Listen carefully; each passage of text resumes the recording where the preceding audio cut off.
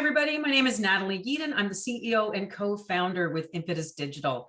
At Impetus Digital, we have built some of the bestest in class asynchronous and synchronous virtual collaboration and communication tools. We have worked with life science companies from across the globe over the past 14 years to help them with everything from virtual advisory boards, online medical education, virtual investigator meetings, and since the launch of our award-winning Insight Events platform, we've also been helping pharma companies with innovation hackathons, MSL and sales rep training, corporate events, and everything in between.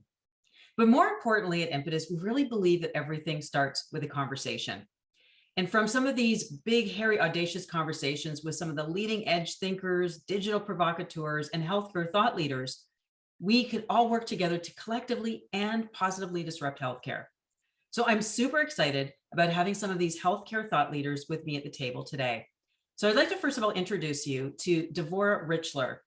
She's actually the head of Roche's flagship innovation program that they're calling Soaring with Roche.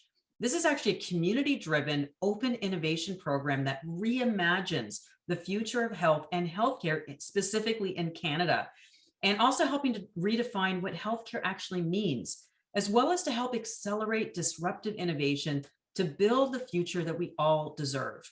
Her focus for the last 6+ years has been really on fostering and leveraging strategic partnerships with everything from officials, decision makers, health tech startups, other sectors, and subject matter experts at the political, bureaucratic, and institutional levels, as well as to help co-create some of the solutions that will help to support sustainable healthcare for the long term, as well as to help improve patient outcomes. I'd also like to introduce to you Michael Duong. He's an experienced professional and a senior leader in the pharmaceutical and biotechnology industry. He has held roles in scientific and clinical research and development, pharmaceutical consulting, health economics and outcomes research, medical affairs leadership, as well as personalized healthcare. He is currently the head of innovation at Hoffmann La Roche across the pharmaceuticals, diagnostics, and diabetes care divisions. Welcome, Dvorah. And Michael, so happy to have you on the show today. Thanks for having us, Natalie. I have to say, when I first learned about this Soaring with Roche, first of all, the title is awesome. But more importantly, what an exciting place to be at a pharmaceutical company. It sort of feels like the sky's the limit. I think what probably a lot of our listeners would probably want to, first of all, hear is, how did you get into such a great position? Tell us a little bit about your career trajectories and how you landed in this really exciting place at Roche. Maybe we can start with you, Michael, and then we can actually move to you, Dvorah. Yeah, sure. So thanks for that. Thanks for the great welcome. I won't go too far back into history, but maybe one step before this current role. As you indicated, I was previously head of personalized healthcare for Roche within the pharmaceutical division. And what that really meant was, at Roche, we've been constantly innovating our own identity and how we deliver healthcare to patients, and what it really means for Roche to be a company that isn't a pharmaceutical company, but it's a company focused on delivering outcomes to patients, delivering healthcare to patients. And so, over the last 5 or so years, we had really been thinking about the personalization of healthcare. And what does that really mean? And we really took the philosophy of true personalization, going beyond just treating diseases, but treating people. So thinking about people, where they are, their environment, their ecosystem, the social determinants of their health, and addressing all of those factors, because we know that all of those factors actually add up to be more, they're bigger factors in health outcomes than just a drug alone. And so that really led me on this, what we call this open-ended innovation journey, to really think about that philosophy and what does Roche need to do, what does Roche need to become to be a true personalized healthcare company. And with that, the field of creativity, the field of creation was completely open to us. Dvorah, she'll go into her story, but joined me on that journey to ultimately, create the Roche that we are today. And that's what led to sort of this role that we have, which is create the Roche that will be here tomorrow. So that's a bit of it. Absolutely love it. Dvorah, how about yourself?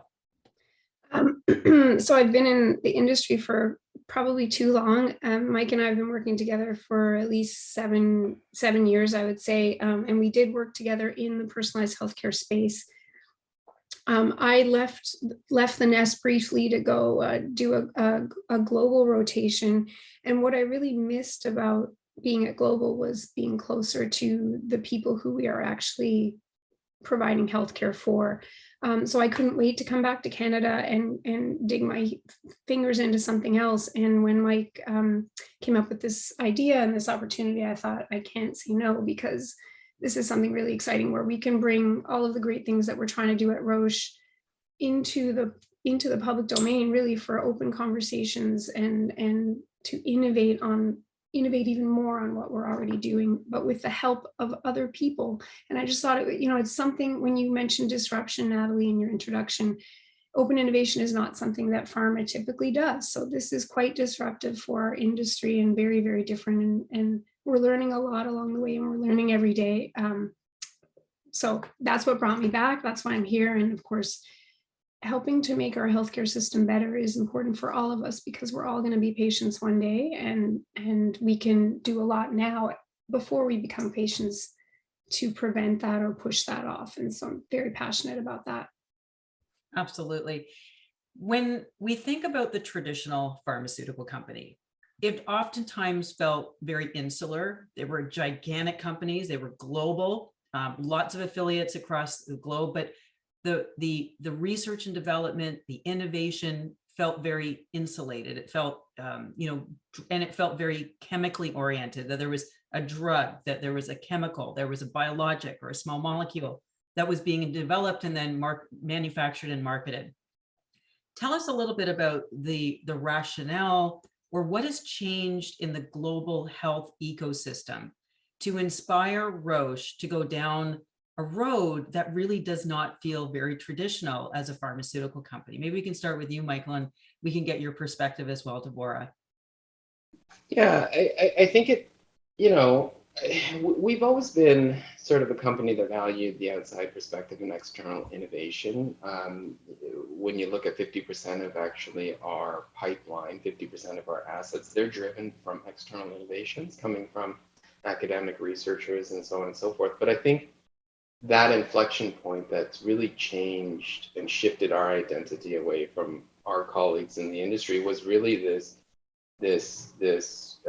turning towards personalized healthcare. When we went towards personalized healthcare, we saw that health solutions were not just a drug. They weren't just data. They weren't just devices. They were everything. So they were integrated health solutions that worked with each other to ultimately synergize and deliver the most health outcomes that we could deliver to patients.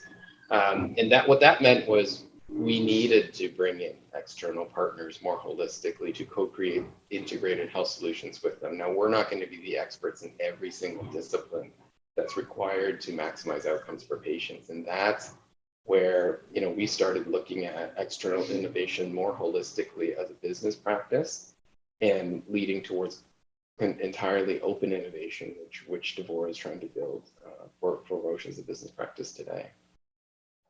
What are your thoughts, Dvorah? This is, based on what Michael just shared. I agree with everything he said. I guess what I think Roche had been making some moves in the past 5 or so years that signaled that we maybe weren't just going to be thinking about medicines and diagnostics anymore. We made a couple of acquisitions of some big data companies and a genomic sequencing company. And so you could sort of see the direction that we were going in, and we're starting to move into digital health with big investments in those spaces and the creation of all of these remote monitoring solutions and things like that. And so the potential just keeps growing. But I think this is not the pharma of the past where pharma companies would launch a huge blockbuster drug and make millions or billions of dollars, and those drugs would go out to a blanket population. This is this, we are moving towards personalized healthcare, and things are changing, and bundling up or packaging up things into a solution where there's multiple offerings that would help support the patient or the person just makes sense. So I think it's a logical next place to go. The open innovation piece of it is just sort of, that's the disruptive piece, I think, where we're pushing the envelope a little bit on the how. Absolutely. So many exciting things, I guess, on the precipice of what you're working on with your program. And I guess one of the things that really kind of comes to mind right now is we're thinking specifically about starting in Canada, but I'm sure a lot of the things that you're going to work on will probably have global implications. But just sort of starting off with some of the things that have been in the news recently, and that is the impact that COVID-19 has had on healthcare in general, specifically on waiting times. We're hearing about the backlog of surgeries. There's so much misfortune. We're hearing a lot about, medical tourism and people having to go get hip replacements in Lithuania and all these other things that are happening. And so this idea of waiting for healthcare is a very pronounced and important thing for a lot of Canadians. And if they haven't been hit, or somebody that they know, it may be something that would be in their future. Tell us a little bit around what your program with Soaring with Roche is thinking and saying around this very important topic. Starting with you, Michael. Yeah, I do just want to check because there's been some comments about the microphone levels. Is that better? Okay. Yeah. Okay. Awesome. Apologies. I should have checked that at the beginning. I think one of the most important things that we want to inspire with Soaring with Roche is this, let's call it this relearning of how we solve problems within the healthcare system, and take it one step further to relearn what the actual root cause of the problem is. A lot of times we jump into the symptoms of a problem. Similar to treating diseases, we jump into the symptoms and we address the symptoms, and yet the underlying root cause of the actual problem isn't addressed, or from the perspective of the actual user, it's not even addressed at all. So one thing that Soaring is trying to do is shift the perspective to be much more human-centered. We know waiting for healthcare is a big system burden, lots of resource issues, lots of resource problems as they relate to the system of delivering healthcare.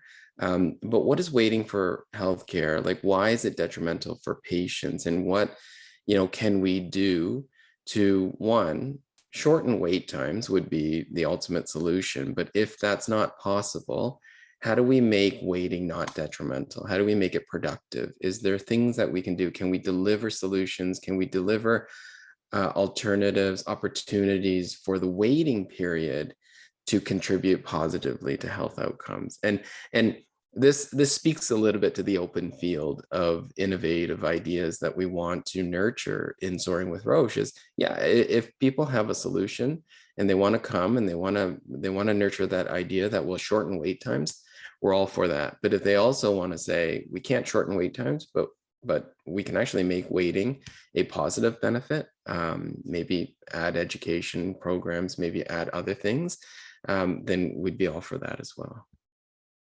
And Dvorah, what's your thoughts as well? I mean, especially as it relates to things like late diagnosis, especially like very important things like rare disorders, oncologic situations, cancers. What's your thoughts around some of those innovations for this waiting period for people? I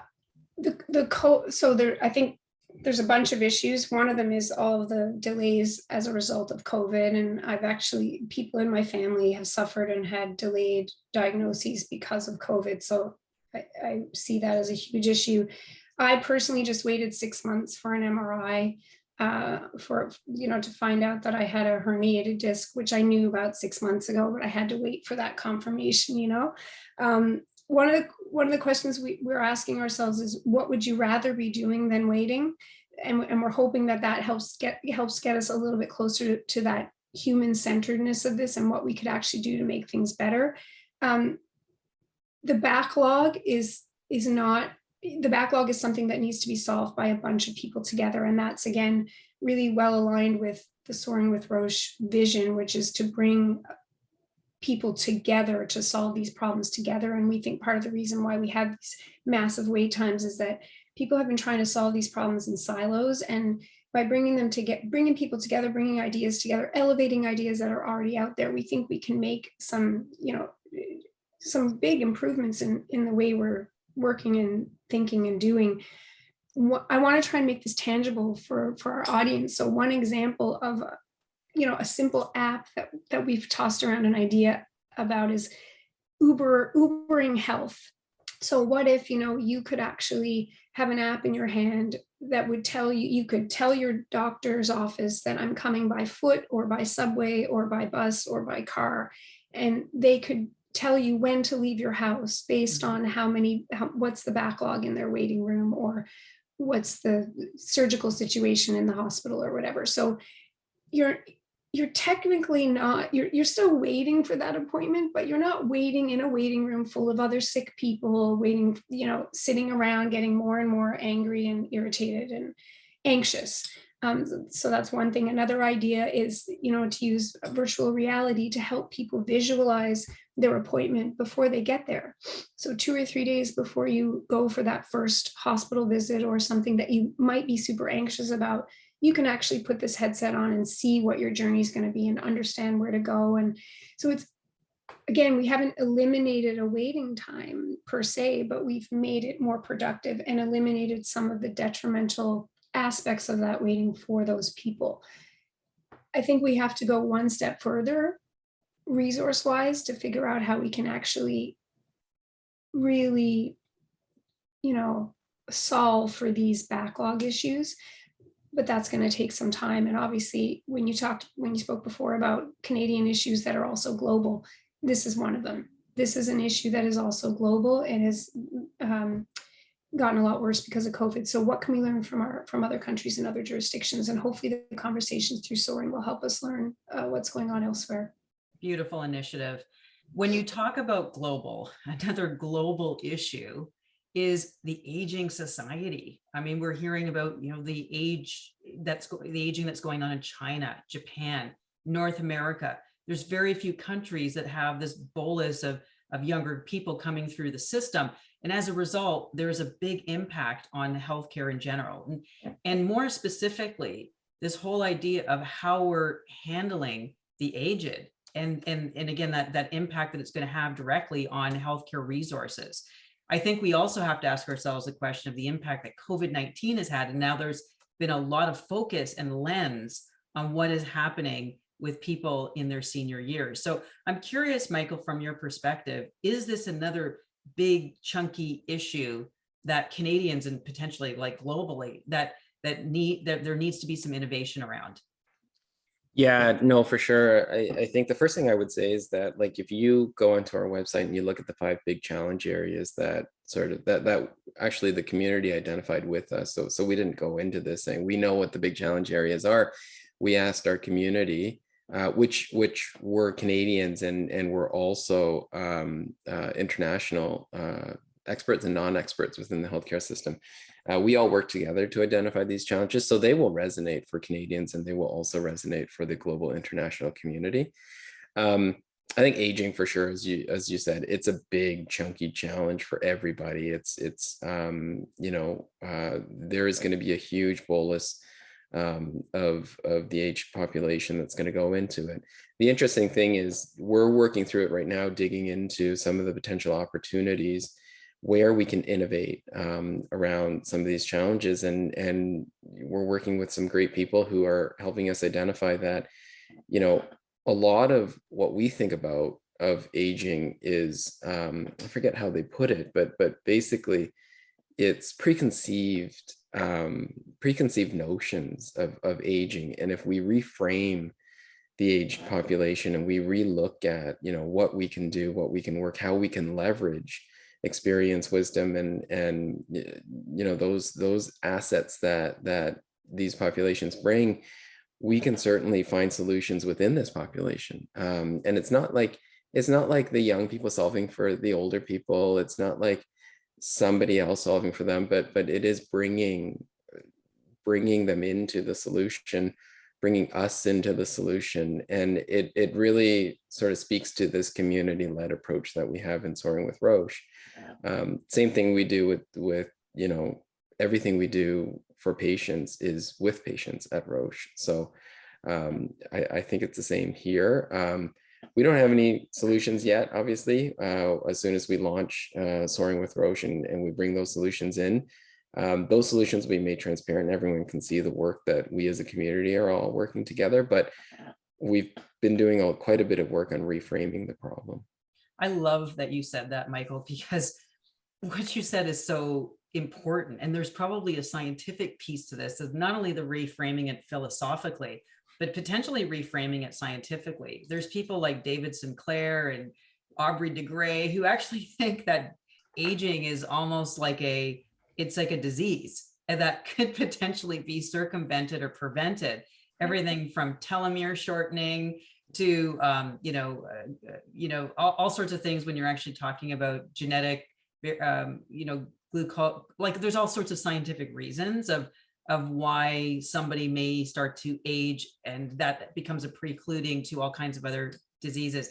So I'm curious on that note, Dvorah, like knowing that there may be a scientific way, what sorts of innovations are you looking for? Would it be apps or other kinds of ways to sort of point at the problem? It's a great question. I'm going to start with a stat that might shock and frighten you or our audience, but a study just came out of Stanford that shows that 50% of the kids who are currently 5 years old in the United States will likely live to be 100 right now. So kids who are 5 years old right now. And I think we could probably extrapolate the similar kind of forecasts for our country, right? So 50%, that's a huge number. My second part of my story is my dad. My own dad is 96 years old. He lives alone at home. He makes all his own meals. He drives his own car. He takes care of all of his errands. He's pretty self-sufficient. And this week he had a health scare, and it just so happened, or last week, I guess, it just so happened I was there, and we were able to work through it. But the secret to his success right now, he's living and aging in place. And I think that's one of the things we need to look at for our current senior population, is how do we help them stay home longer if that's what they want, rather than following this old model of pushing people into long-term care or into another facility. Another thing we're looking at, the team tackling aging powerfully wants to design the 100-year life of the future and figure out which are the diseases, and not just diseases, but the things that happen to you that aren't a disease, but they're happening because you're aging. What are those things on that timeline that we can map out and solve for? So I think what we're going to find out, Adley, is a lot of it is about prevention. And so we see that there are multiple groups in this aging powerfully challenge area where we want to work on solutions. So there's the aging and living in place. There's the middle-aged people like me. How do we extend our middle age and live better longer? And then for my kids, people who are my kids' age, how do I get them to start thinking about prevention now, so that the aches and pains that you get after age 70 aren't just assumed. They don't have to be aches and pains after 70. Maybe they're at 80 because you've done all of these things to prevent them from happening. So this one's, I think, one of the most interesting out of the 5 challenge areas, because it's so broad and there's so many areas to sort of play in and explore. And it's so profound about what we've just talked about here with the waiting for healthcare and then the aging in place, or just aging in general, because really one of the things I'm hearing is kind of the underlying in all of this is this idea of going to a much more proactive wellness way to deal with healthcare, as opposed to this reactive sickness care model. So it feels like Soaring with Roche is really trying to push this new model, and it's going to hit so many different key areas in it. And so I think with all of that, I guess a question also has to do with the way we are evolving with this, and this feeling of fairness in the healthcare place, is that if we're moving into this area, is this going to be done equitably? Mm-hmm. Are the solutions that we come up with, will they be available to everybody across Canada? Can people afford them? And more importantly, things like diagnostics and biomarkers and genetics. Is this going to feel fair to people? So I'm curious, Michael, on this whole thing around, I don't know, I guess you guys have termed it health justice. Is there going to be a fairness in the delegation of this wellness care for the greater population in the future? What's your thoughts there? Oh yeah, I mean, for sure, health justice, health equity, health justice is sort of the challenge area that encompasses health equity for us within Soaring. But ultimately, when you think about Roche as a company and you think about the products that we strive to deliver as a pharmaceutical company, obviously we're targeted towards that disease care, illness care, that what we call the last mile of the health journey. And we specialize in late stage, extremely severe diseases with huge unmet need, just because no one else is working in this area. We've taken that challenge on, and you can imagine that, that's not broad, that's not fully equitable. Not that that's by design, but it's just that it's not needed by everybody. And we've targeted that population. I think that's where, when you look at equity and health justice, you start seeing, if you move further down towards the first mile of healthcare, if you look across the entire, if you stop looking at disease care and you look at healthcare, well care as a journey, and you start as early as possible, those are some of the solutions where you can implement equity, health justice by design and make it available to everybody. When you think about some of our challenges in health literacy, for example, and we deploy that in the first mile, in first mile companies, so first mile health companies, first mile policies like education policy, when you bring it to, if you start healthcare education in kindergarten, and we, at least in Canada, access to education is equitable for everybody. And if we can deploy some of those solutions there, then we can certainly address it. So I guess what I'm trying to say is justice becomes an underlying principle across all of our solutions, to strive for equitable access to any of the solutions that we have where we can achieve that. And that's what we challenge the community to come with solutions to Soaring with as well. Oh, lots of great points there, Michael. You could probably spend hours on every one of those, but it does actually, as I think about the word justice, I mean, that's such a broad term and there's so much there. And as I'm starting to think about the complexities that we're getting into, things like genotyping and genetic testing and all of these things around diagnostics, biohacking, people sort of getting in and the N=1 and kind of wearing, using these wearables and using ambient biometrics to study themselves over time. I'm just curious about the impact or people's concern from a bioethics standpoint. And this question is really for you, Dvorah, is that, do we ultimately have concerns around what this data and this information may do for people's opportunity in their jobs or for getting health insurance and other kinds of fears? Are we kind of getting into this global world of information where suddenly it puts people at a place of injustice? What's your thoughts there?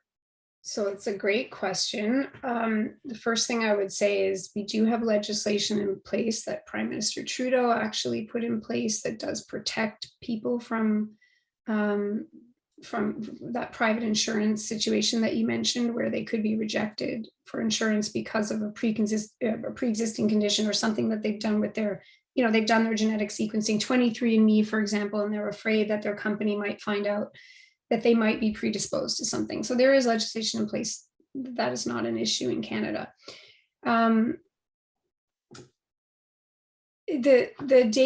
data sharing, I would invite you to consider that what's an equally important question to ask is, what is the impact and outcome if we don't get better at sharing data?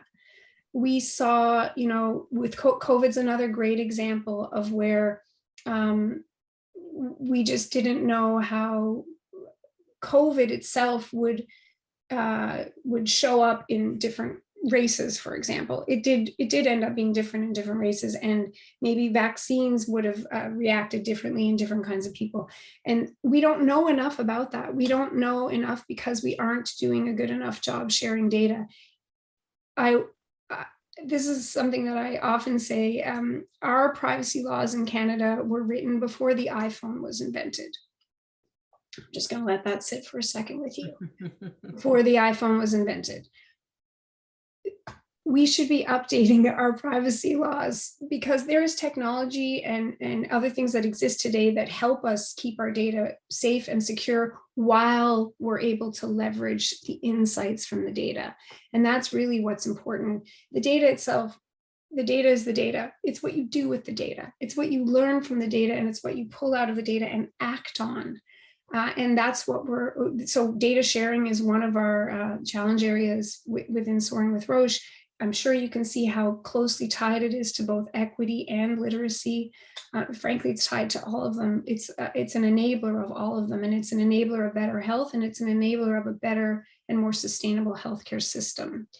And it behooves us all to get on board, every single province and territory to get on board and figure out how we're going to make this happen, because we are so far behind some of our European countries and the Nordic countries, especially. In fact, if you look to Denmark is a great example of a country that has figured this out. They have come together, public and private, with government funding to figure out this data piece, and they are often referenced as one of the best healthcare systems in the world. And that is what we should be striving for. I just want to comment also on someone named Sharon Lee has been asking some excellent questions and saying some really interesting things in the chat. And so Sharon, come join the Soaring with Roche website. Please sign up so that we can stay in touch with you. Because this is exactly the kind of community participation we're trying to encourage through Soaring with Roche. Beautiful, absolutely. So many amazing, wonderful things. Again, I have to congratulate Roche for taking a very courageous role in doing something that's out of the norm for what your business model is, and making money on chemical, entities, biologics. This is a really courageous move in changing the business model and what it means to be providing healthcare. And, it sort of really is asking this question in a bigger way is, what is this world going to look like, and how are we partnering? And this whole data piece, I mean, there's a lot packed in there. And, thinking about the Canadian issues specifically, I'm just thinking about oncology. We have these data sets sitting in these beautiful little, packets in various cancer agencies and different provinces. And, there's so much beautiful information in there to be shared for population health management and prediction and analytics and prevention. And there seems to be a lot of legacy infrastructure, frameworks, thinking. How do you get past this when it's such a complex issue and there's so much mired in that infrastructure? How do you start dismantling that Jenga block and building something new? Where do you start, Michael? Wow, that's a big question, Natalie. And one that Dvorah said, she and I have been working together for the past 7 years. Well, we've actually been working together for the past 7 years exactly on this problem. This issue of fragmented, distributed, siloed data sets that exist across, it's not just oncology, but almost every therapeutic area you can imagine within the healthcare system has this problem. And, I don't want to take the light away from Soaring with Roche, because we definitely have we want to inspire a different perspective at coming at this problem. We want to think about some of the potential community-led solutions that could solve this issue of the legacy data infrastructure, which you put it so well, and how we come about sharing data in a completely different way. But there is work, that is currently happening. We co-founded an organization called the Canadian Personalized Healthcare Innovation Network, CPHIN, so CFIN. And that's the exact goal of CFIN, is to bring stakeholders together. This includes governments, non-government, private sector, public sector, academics, data stewards, and to bring everyone together to not necessarily create new infrastructure, but to connect current infrastructure together so that we do have seemingly a single data set across all of Canada. We are working in oncology, and the first sort of therapeutic area that we see connected data is in that oncology space. Now, what I would say is that there are a lot of other organizations working on this problem in other therapeutic areas. Heart disease is another area that's connecting data quite significantly. The rare disorders organizations, Durhan, who actually supports Soaring, is also working on this. And so when we all come together, ultimately that's going to be the grand solution, the great build of the Canadian data infrastructure. Now, I think there's a lot of progress that can happen in those efforts. And those organizations are certainly working, us included, on some of these solutions. They're coming from, quote unquote, the right stakeholders, the right places. Soaring is almost about disrupting that and leapfrogging some of that progress. That's going to be a slow slog. Soaring is about challenging the community to say, we know what everyone's doing in this space. Let's see how we can disrupt it. We have no ideas. We have no biases towards any of the current solutions that are happening right now. We're totally open to disrupting this. And that's where, if the community has solutions, we'd love them to come out and talk about that with us. Dvorah, what's your thoughts on this very complex and convoluted situation around like data packs, data information that's kind of locked in certain areas that nobody's getting access to? So I'll start by saying it's extremely frustrating to me. It has been for quite some time. The year that I spent reporting into our global organization was working on data policy. And I was both inspired by what's going on in Europe, but also a little bit embarrassed about how far behind we are in Canada when looking at what's going on in Europe. The thing is we don't need to reinvent the wheel. It's been done. It's been done by other countries. And so what's stopping us from just learning from those other countries? Mike mentioned disruption a few times, and I think there is some element of disruption that has to happen to really kick everybody in the bum, frankly, and get us going on putting this thing together. But it's been done. It's been done. It can be done. We just need to learn those best practices and adopt them and scale them. And so that's another thing about Soaring with Roche isn't necessarily always looking to invent the next best thing. We would like to scale what's already out there if what's already out there is good. So if there's something out there that can be brought into the Soaring platform, and maybe it's the Soaring platform and the connections through the platform that help elevate that work or scale that work or really share it as a best practice, that's great. Then that's a role that Soaring with Roche can play. Really, we just want to get it going. We want to get it happening. And so however we can do that is what we want to do, because this one is critically important. It again, it's an enabler for everything else. It all starts with the data. Data is the new gold. There's probably a lot of people listening to this who are probably trying to figure out, what is this platform? What is this Soaring? Is it a thing? Is it a building? Is it a online chat room? Is it an incubator or, some group that you're sort of building startup companies? So I was wondering if you could, we think when you hear the word, we want to involve the community. Community is huge. There's opportunities for healthcare associations and organizations, patient advocacy teams and groups. There's payers, patients, allied healthcare providers, physicians, and the list goes on. Tell us a little bit about what this thing that's Soaring. Is it a physical entity? Is it a thought experiment? How do people learn more about it, and what exactly happens to get ideas, like you said, scaled? Do you want me to go first or Mike? We'll start with Mike, and then we'll go with you, Dvorah. Sorry, just to keep the loop. Yeah, here. No, and I won't say too much because Dvorah's really taken this and run with it. But it's funny enough that all of us working on Soaring right now, both inside of Roche and outside of Roche, we all sort of have our own definitions of what Soaring is. And so Dvorah's actually tasked us with coming up with a 30-second description pitch of what Soaring is and recording that. and seeing how different the definitions are. So this is a bit of mine, but for me, Soaring is a community. And we call it the platform, we call it all these different things, but Soaring is actually the community.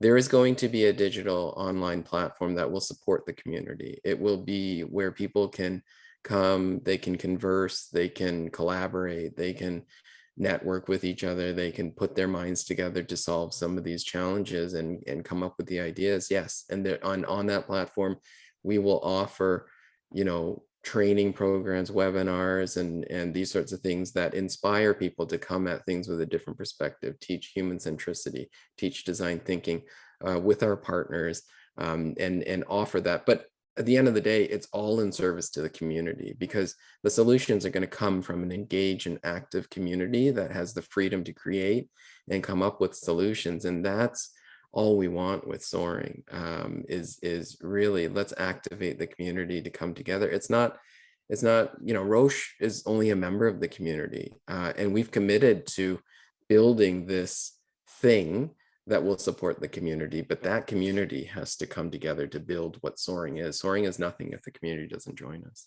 Lovely, well said. Dvorah, what's your thoughts? What is Soaring? So I call Soaring a movement. And I think it's about again, I agree with Mike. It's really centered in the community. What